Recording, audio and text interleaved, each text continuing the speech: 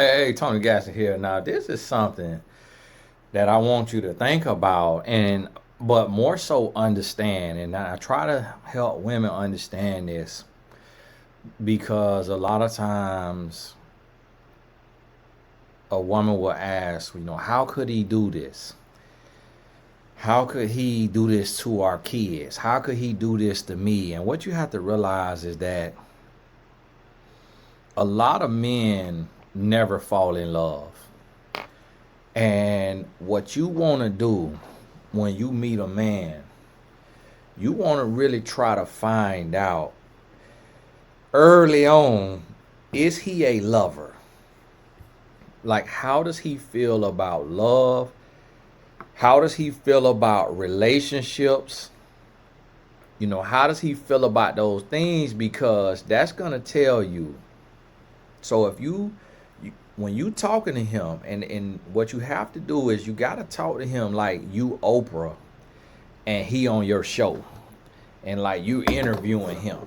You want to talk to him like that, because and that's where a lot of women go wrong, is women out talk men. The more a man talks, the more he falls in love. Some men with themselves, the more they listen to themselves talk, but when he talking to you, the more he fall for you. Your superpower is asking a man questions and exploring his mind as if his mind is the greatest mind in the world. And when you do that, you're going to hear all of him and everything that he is. And it's going to let you know if he is the man for you. And the way that you do it, you don't do it like first 48 interrogation room. You're not coming at it like that. You don't have pen and pad. You're doing it as if you are mesmerized and you are exploring his mind, like y'all on the deepest, greatest podcast in the world. And you asking him questions. So, and it just free flowing. So, okay, and you'll start very shallow and then you wade into the deep. So it's very shallow. So, okay, I love that shirt. What is that? Who makes that? Okay, wow, that's dope. So like, is that the main brand that you like? All right, okay, yeah. So like, where do you get your dressing ability from? Like, where does that come from? It's just like you growing up, or does it come from your mom or your dad? Oh, okay, all right. And so, what's your overall view on like how men present themselves and like how important to you is presentation? Okay, yeah, yeah. And then when your feedback is like a question or two, if he don't flip it back to you and say, how do you think about it? How do you feel about it? Then don't chime in. You just put a little feedback. I feel you on that. Yeah, I got you. Okay, yeah. He may ask you. When he asks you, you need to answer in like 30 seconds. And then be posing him the next question. And y'all women like to listen to y'all self talk, and you just want to talk, and you want to cut them off, so you never get to know the man, and you don't get to realize, like, man, this man got a lot of trauma, this man got a lot of fear, this man got a lot of worries, this man got a lot going on. And if you don't get to that point, then that's how you end up playing yourself. So you got to get to the place to where you done listen to him talk, and he gonna show you everything in him. Like, he gonna take his shots. He gonna show you if he red pill, which is, toxic masculinity. He gonna show you if he's a woman hater. He gonna show you if he secretly into men. He gonna show you if he an atheist, if he a believer. He gonna show you how he feel about his mama, his daddy, his siblings, his friends. He gonna show you if he loyal, if he trustworthy. He gonna show you everything. Trust me when I tell you. Like, you gonna see it all, and you gonna be like, whoa, okay, wow, all right. And listen, you don't show no feedback, because look at the guy, Sharon Moore, cheated on his wife and has 3 daughters. I, as a man, don't even really understand that. I really don't even understand. I'll be honest with you. And it ain't me trying to look better than nobody, trying to be holier than thou. I just cannot wrap my head around. Unless he got brain damage, which as a young kid, maybe he used to do Bull in the Rain. It looks like he paid. I seen the picture. He's paying 2006, 2007. 2006 would have been my college graduation year because I started 2002. So I don't know what year that was for him, but on the picture I seen said 2006, 2007 season. So I know around that age group coming up, we used to do Bull in the Ring. And what Bull in the Ring is, for those of y'all don't know, you a little kid, you in your uniform, you got your helmet, and it's a circle, and then one person in the middle, and you spinning in a circle like this. You turning in a circle, and when the coach blow the whistle, whoever you looking at, you go hit them. And a lot of times when you go hit them, y'all crashing heads because you're a kid, you don't know how to hit, so you ain't lining up your head, you ain't slipping beside each other and hitting shoulders. A lot of times it's just head on head. Pow! Pow! Pow! And that brain is hitting that skull. Pow! Pow! Pow! And I remember I used to hit Shane Robinson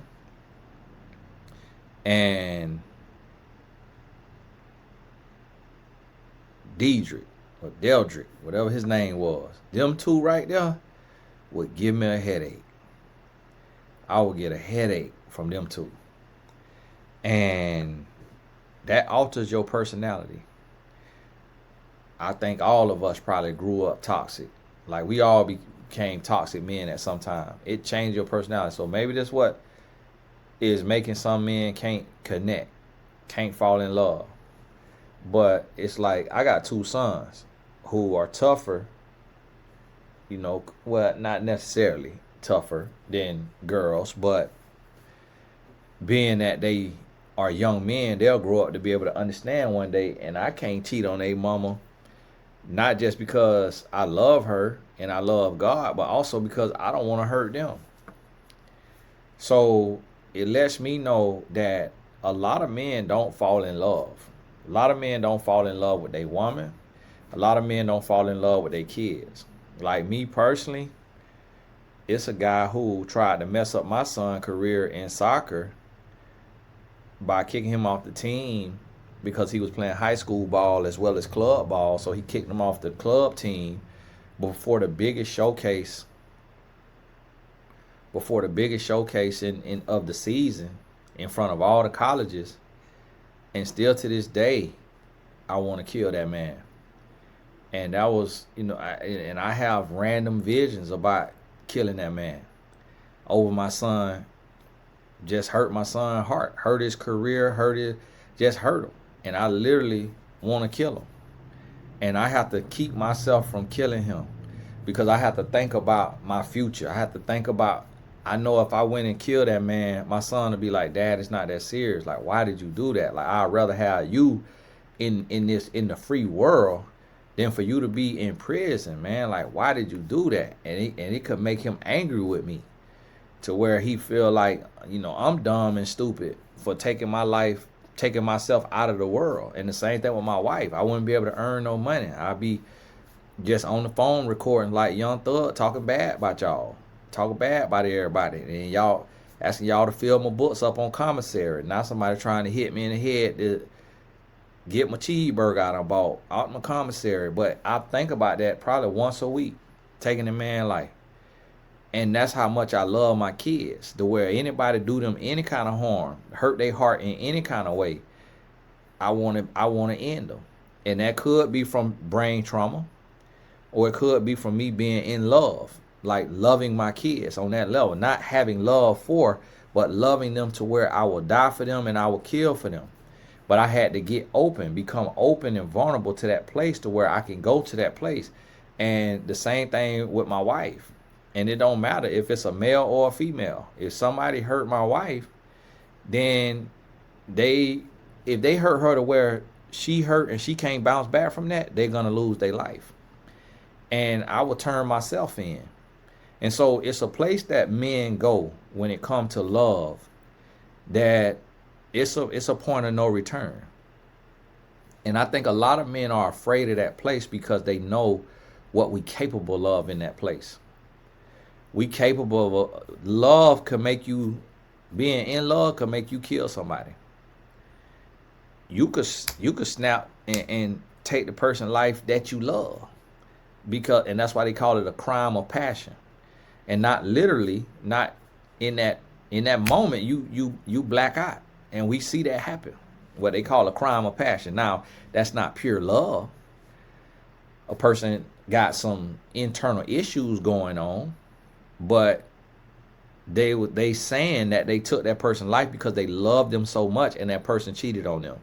That person hurt them, and it hurt them beyond repair. So they went to do something to that person, and just so happened pull that trigger, or just so happened swung that blade too many times, or swung it in the wrong place, wrong way, and now that person has lost their life, and now they falling out crying and boohoo crying, and they hurting and all of this right here, and then they call it a crime of passion. But it really comes from that person being off their rocker a little bit too. So that's the thing. That's why most men don't fall in love. They don't get to that place, because here's the thing. When we get hurt by somebody we're in love with, we never heal from it. You never forget it. You live with it for the rest of your life. Anything you go through at the hands of somebody that you are in love with, you're going to replay that for the rest of your life. Don't mean you're going to leave them. Don't mean you're going to cheat on them. Don't mean you're going to beat on them. Don't mean none of that. But it means you're going to be hurting. You might get healed. You might heal in the sense to where you don't cry when you think about it, but you're going to feel it and you're going to be hurting. You're going to feel it and you're going to be hurting. And so you got to realize and understand that that's how that thing works. You know, it'll happen like that. And y'all forgive me, got a coaching call coming up here. And so, you know, it comes with the territory. And as a woman, you got to talk to your man. You got to really talk to him. You got to ask him, like, are you afraid of love? Are you afraid to fall in love? You know, what do you fear? Do you think I'll hurt you? Do you think I'll cheat on you? Do you honestly believe that I will cheat on you? And then you got to tell him and let him know, I will never in my life, for no reason, in no universe, under no circumstances, cheat on you. I will break up with you or divorce you before cheating on you. And you have to drill that home. You got to drive that home with him. You got to have him spending time with his kids. You got to stop being jealous, and you have to allow him, and you got to promote time alone for him and his kids. You need to organize a movie date for him and his kids. If you're with this man, if you're not with him, I ain't talking to you. But if you with him, you need to, hey, it's daddy-daughter day. Don't be jealous of your daughter. Don't be jealous of your son. Don't worry about the indoctrination that he giving them. You chose to lie down and sleep with him. So his thoughts and his beliefs matter. And so if he gonna teach them his thoughts and his beliefs, that's your fault. So you can't say, oh, I want them alone because he think crazy. He be saying some stupid stuff. No, that's their daddy. They got to learn from him too. And you need to make sure that you are enforcing and you setting it up. Hey, I want you to do a father-son day on the first Friday of every month. Take him out to eat and take him to a movie. Take her out to eat, take him to a movie. That one-on-one time is needed so a man can fall in love. And don't be thinking about this in no nasty way now. When I say fall in love, and stop trying to wrap your head around it. What you mean? Why a man ain't automatically in love with his child? Why I got to create dates and hush. A man and a woman is different, and you seeing that. You just seen a black man, Sharon Moore, who is at the top of his game as a head coach of the University of Michigan. We will kill to have that job that man had, and that man went out and cheated with a scallywag. Cheated with a scallywag on his wife and his 3 daughters. That's why. That is why. When somebody got it all and still dumb enough to cheat on their wife and their kids. So you got to realize and understand, a man is not a woman. A man is not built like a woman. A man is different from a woman. So you have to instill and enforce. You got to help aid and abet in the growth and the maturity of that man, because men and women are not the same. And so that's why women be talking about, think about it, every woman want their man to make millions. This man was making millions and still cheated on his wife. So you got to realize, if he could get to that level and cheat on his wife, your man, who is a construction worker, post office worker, warehouse worker, whoever, whatever he doing that's beneath that in earning, is capable of cheating too. And so you're not going to ever have a man that's full and ready and complete and all the way that don't need nothing. So understand and realize that, and be ready and willing to do the work. It just going to come with it. But hey, God bless you. Got to go. Coaching session right now. Call him a client. All the important links in the description. We'll talk soon.